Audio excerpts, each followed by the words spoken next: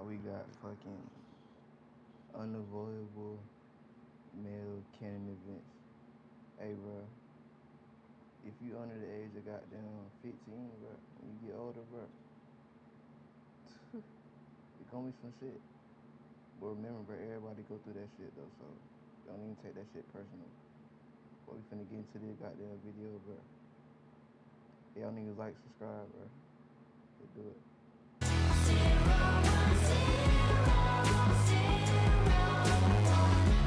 Male Canon events. First up, fumbling a 10 out of 10. You know, I'm not gonna lie, this is one of the worst Did a couple of them, boy. ones in my opinion. Reason why we've all been through this. There's always been that one girl that you thought you had in the bag. I mean, she was fine, beautiful, gorgeous. I mean, in your mind, she goes band for band with SZA, Lotto, and Ruby Rose. Like, you feel me? And for some wild reason, you think you actually have a chance with that girl. And you try to get her, and you're doing good, and then randomly one day, she just goes. And for the rest of that week, you're just contemplating, scrolling through your text, looking at what you could possibly have done wrong. Thinking maybe she forgot about the text, maybe you said a weird joke, or just something random. Just whatever your brain can imagine. For her to actually go. Whenever that happened, bro, go to another one, bro. At that point, she gonna think you a goddamn loser, nigga. You because of course it's not just you. Well, nigga, hate to break it to you, she likes a guy and it's not you. Game is game. And the worst part about it is that oftentimes the next week she ends up hard launching with her new man, and when you see him, it's somebody you don't even think is better than you. Well, brother, hate to break it to you, but he is. And then when they eventually break up, you're gonna be right back on her feet begging for her to take you back. But before that, you will go through the I hate that bitch phase. After every man goes through a heartbreak, they always hate the girl for a little bit. But look though, if you like not even paying attention to her, bro, she might come back to you. But don't go for that shit though. Don't ever go back to him. It's inevitable, bro. Every single bad thing that you've noticed and garnered about her in the past couple of years, it just kind of comes flowing back into your brain in one rushing, angry moment until it eventually boils over and you realize you don't really hate her. You're just sad that she's gone. But you still go through the phase, though. Then you get sad and you're a little bit depressed and you're wondering why it didn't work out. Maybe you'll never find love again. Maybe something else won't happen. I don't know. You just stress. But usually you end up doing all of this stressing late at night, which leads you to the third male Canon event, 3 a.m. motivational workout. I can speak for all of us. We've all been through. Whether it was a breakup or a heartbreak, or maybe you just realized you're a bum. You went through that phase where you thought at 3 a.m. in the morning, you was gonna change the world. You started doing push-ups, started watching David Goggins videos, and you're up all night. That shit don't come overnight, bro. Shit takes shit. Sometimes years, nigga. Feeling motivated and thinking that you're finna rule the world. You're finna be the most swole, chiseled, drizzled, gizzled, diggled, fadiddled, top tier man that you can be. And then you wake up after you pass out on the floor from doing all of them push-ups. Look at your surroundings, realize your room is still dirty, and then eventually come to the realization that you'll never be that guy. But you know something else that can send you into this motivational arc? Canon event number 4, going bald. I promise you, every single person watching this video has gone through this phase, and most of the time it's because of your dad. Brother, I am gonna tell you right now, for the first 5 years of my life, I had to be completely butt naked, Michael Shit, not me. Shit. Jordan bald. Because when my dad was 28, he stopped growing hair, and ever since that day, he decided that he didn't want me to grow hair either. And it was the most aggravating thing of my life, and I'm sure every single one of y'all went Actually, I did. I'm tripping when I was like younger and shit. through that same thing. And the worst part about it is that after he allowed me to have hair, he only allowed my hair to get to a certain length, which is known as the bald phase, which most of us have gone through, especially black children. And the worst part about this is that back then, when I was growing up, the mohawk was very popular. It was during the LaMelo, Odell mohawk phase, and everybody and their mother wanted a mohawk. And I wanted that so bad, but no, Nigga, I took that shit to a different level, nigga. I had the fucking arrow, the fucking aim shit. I had the regular mohawk too. I had the Odell, all that shit. Couldn't get it because my dad said, and I quote, if you get a mohawk, you have to walk around naked everywhere because the mohawk tribe did. Yeah, I don't know why that nigga said that. That was some fucked up shit. But basically, he was just trying to get me to be bald like him. So, hey, yeah, I guess it kind of worked. For a little bit. Now we got these. But something else that dads often made us do was help them around the house. And one thing that I know for sure that we all went through was our dads getting mad at us. Eve to me is basically freedom. It's a giant open universe where you can do whatever you want. You can have really relaxed, slow-paced stuff where you can take it easy.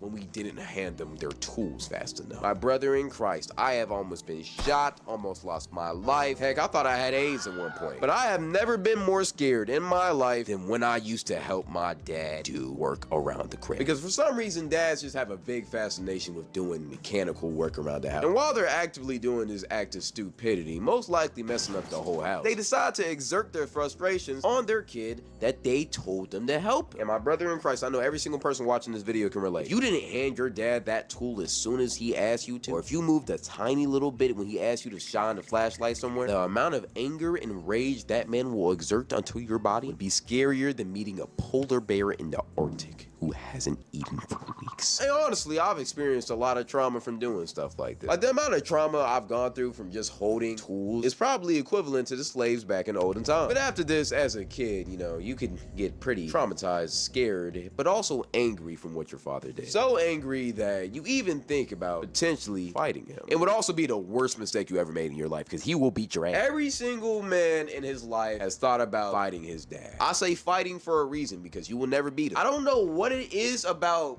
fathers, but like, they will never lose to their son, period. Especially if it's fists. Like, you could be 6'5", 280. Matter of fact, you made John Jones call you his pappy. But as soon as you run into your 5'9" father, he will beat the living breaks out of you. And even though we all wanted to fight our father, we none of us have actually did it, because we knew the reality of that. I actually almost did it one time, and there's a reason why I said almost, because I realized very soon that I would get my ass absolutely plastered. And I love my life way too much to ever do that to myself. Once you realize that you can't possibly beat your father, you go from fight to flight. Which leads me to thing number 6, running away. Every man has thought about running away from home. Brother, I cannot explain to you how many times I thought about running away as a kid. The crazy part about it is I live in a 2-parent household, suburban home, live in Nashville, Tennessee, a predominantly white city. I live in the suburbs of the suburbs. You will see white people walking their dogs and kids playing in the street. I live a good life. I had a good childhood. I even went to private school. But for some reason, whenever my mom pissed me off or my dad did something I didn't want to like, I always thought about getting a big ass stick, a little red piece of cloth, tying it together, and putting all of the important stuff in my life, like the PS4, in the sack, and walking right out. I feel like this is a Canon event, not just for guys. I feel like it's everybody. We as men are the ones who are actually the closest to doing it. Because I'm not gonna lie, one time I literally started packing my bags because my mom pissed me off so much. And I was almost done doing it. I was so close to committing. And then I realized how badly my mom would beat my ass if I actually ran away, so I just stayed. And that's what usually happens, because it's never worth the beating, because they will find you. But usually that type of stuff would happen when you get grounded. And something else you would do when you're grounded is thing number 7, reading a Diary of Wimpy Kid book. I don't know why we all did. Bro, I had all of them, bro. Like 3rd grade, bro. Nigga, I had a whole collection. I watched the movies, nigga. I had the fucking shirt. I'm talking about, nigga, book fair, boy. Nigga couldn't wait. Nigga couldn't wait for that bitch. I'm talking about, bro, I think I had all them at the top row, all them shits at the same time, bro. Oh yeah, and that white one too. I think I stole that shit, bro, from somebody. I'm talking about, that shit was real back then, bro. Did this, but we all read that book in our floor whenever our parents took away our phones or our PS4s or whatever. Like, it was just Canon event to the fullest. And if you wasn't a guy, if you was a girl, you would probably read the Dork Diaries. I feel like guys also read the Big Nate books, stuff like that. It's just that same type of category. Hell yeah, and that underpants motherfucker too. Genre. And I would always get those books at the Scholastic Book Fair too, bruh, cause like, nigga, whenever that boy Jeff Kinney cooked up a book, I ain't gonna lie, niggas was on they seats, on they toilet, locked into them joints. I'm not gonna lie. But something that's also tough though is number 8. Realizing you'll never go pro in the sport you love. You know, as a man, I feel like this is actually the most heartbreaking thing you can go through. Because yeah, fumbling a 10 out of 10 is bad, but there will always be more fish in the sea. No one understands me. If I actually told people how I'm feeling, they would think of me differently. That is a lie that I told myself whenever I was going through something. I naturally wanted to See, with your sport though, you only really get one chance at this. And once you finally had that moment of realization that you will never go pro in your sport, whether it's basketball, football, it's truly one of the most heartbreaking things you can ever go through. I remember I was a big basketball player back in middle school, and when I got to high school, I thought it was gonna be the same thing. And then one random day, Darius Garland pulled up to my local gym, and I realized very quickly that NBA was never gonna be a reality. But I was delusional, so I thought, you know what, maybe if I really ball out my freshman year, I can get some looks. You know, I could really go crazy in a good route leading up to my senior year. Well, I was a JV bench player. And I was good too. I was averaging like 20 points a game, but the coaches just didn't mess with me. But then I thought, you know what, maybe the coaches are just, you feel me, purely hating on me, which they were. But then I thought, you know what, maybe I need to transfer somewhere to get more PT. Maybe that's what I really needed. And then I realized that I was never finna grow past the height of 5'9". Yeah, I haven't grown since freshman year. So yeah, I'm basically trying to say I'm fried. But every man has to go through that phase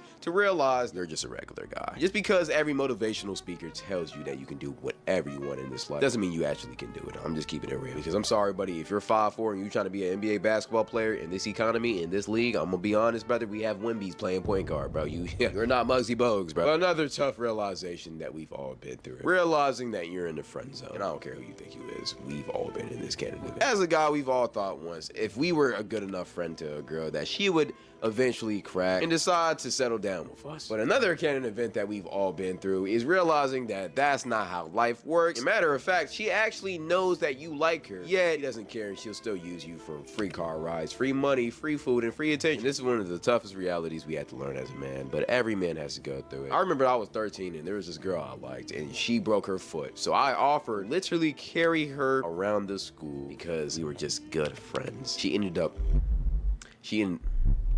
She actually ended up getting pregnant by another guy at 13, but that's a different story. But another pain that we all had to go through is going to the bathroom in a public setting and not knowing the urinal rule. And every single guy watching this video knows exactly what I'm talking about. I remember as a kid, I was at my school, and it was like a student-teacher day or whatever, I don't know. And for some reason, the parents were on campus. And I walked into the bathroom, and there was a grown-ass man using the left urinal. And the middle and right one were open. And according to the urinal rule, if there's 3 urinals, you have to use the left, you have to use the right, and there's... See, bro, I can't use that, bro. Cause why am I that close? Like, even like the one at the bottom, that shit's still too close, bro. I'm using a star every trip, twin. This shit look gay, like.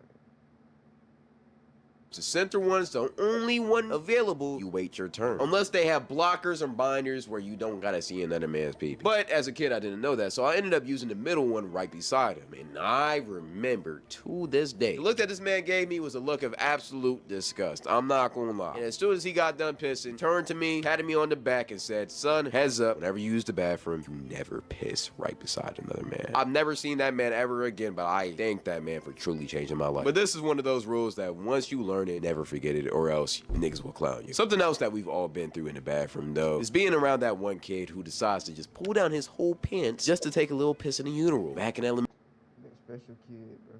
elementary school, and oh brother, this one was horrible. Usually it will be the special ed kids, but at the same time, it's like, brother, please have some common sense. That's such a great statement. And usually they would be farting too, and they would just stink. But at the same time, we've all done it when we was younger, and then we had a grown man walk into the bathroom and instruct us to never do that again, and then we changed our ways. Something that we haven't changed as guys is number 11 or 12, I don't know at this point. Putting your hands in your pants for warmth on an ice cold freezing day. This one I know we've all done. I'm actually doing it right now, I'm not gonna lie. And no matter if you want to be honest or deny it, we've all done it. Let's just keep it real. And it's amazing. It's one of the most sensational feelings ever. You get to put your hand next to life. It's amazing. I don't know. It's just vibey. Here's the thing with this stuff. You gotta be very careful where you do this act, because doing it while nobody's around is cool, but if you're in a crowded room space and you just got your hands in your pants, like, brother, who raised you? That's where the creep allegations come in, and you don't want that. They don't understand, but at the same time, let be classy. But speaking of balls, the next Canon event that we've all been through is chilling around the house playing GTA or Fortnite or something, and then all of a sudden, randomly, you just feel a sharp pain in your balls, and you just start clenching them. You start grabbing them. You start praying to God because you think that you'll never have kids again. You start wondering if you have cancer, or maybe you got an STD, or maybe if you gooned too much. I don't know what you did. And then after it goes away, you immediately get on your knees and pray to God, promising him you would never jerk off again if he heals your pain. And then 3 nights later, you end up jerking off again. But hey, game is game. But after you goon, you get a negative feeling feeling. You feel shame. You promise to God you will never do it again, yet you feel defeated. See, this right here is what we call post-nut clarity, which is the next canon event and probably the most popular one. Because the only time that you won't feel this is after the first one you do. Back when you were most likely younger, which is sick, honestly. It's sad that so many little kids are gooning, but it's whatever, I guess. And after that first goon, you felt alive. You felt like you just discovered the greatest thing on earth. Then after that second one, you really quickly realized that you just formed and started an addiction that you will be. Grammarly provides a bunch of different suggestions to improve the correctness and style of your writing. Clarity suggestions. Very lucky to get out of. There's downhill, and you just keep on getting more downhill until you eventually stop and become a better human being, which a lot of y'all haven't done. Let's just keep it real. At the same time, though, you will never escape post-nut clarity, even though I had one homie who did it like 10 times a day, and apparently he just stopped having it, but he also looked very depressed, so I think he just had it permanently. Y'all already know what I'm finna say, though. Game is game. Yeah, that shit naturally, like, it bring your energy down, so you're not, like, you ain't gonna be like energetic and shit. You damn near gonna be depressed doing that shit. Don't ever do that shit, yo. Jizzle's jizzle, and don't fiddle your pickle. Let's get to it. But it's a part of being a man, and game is game, and that's just how life is. When you retain that, though, you will get superpowers. Powers that would never be feasible to that average gooning man. And you do that as soon as you get into the next canon event, aka semen retention. Every single man has gone through this. I don't care what y'all say. We've all gone through semen retention. We thought that by holding our seed, we would turn into spiritual soul or something. In all reality, you kind of do. I'm not gonna lie. You kind of get superpowers. You feel like you can move mountains, start thinking more clearly, you start getting more ideas. There's really no negative to holding your seed, and then we eventually all fail, but at the same time we keep on going. But the first time you go on this path, you think you're a superior human being, though. You think you're better than everybody because you can hold your seed, and you call all of the regular 1 to 2 times a week gooners peasants in your eyes. You think they're just weak, inferior beings, and that's just how you will think until you eventually become one of them again. Game is game. But the last canon event I want to talk about is video games falling off as you get older. This one's more of a maturity thing. As you get older, I don't know if it's just me, but like video games just... Bro, it's not us being older, it's just the developers, bro. If GTA 6 ass, it's over. That's the only hope now.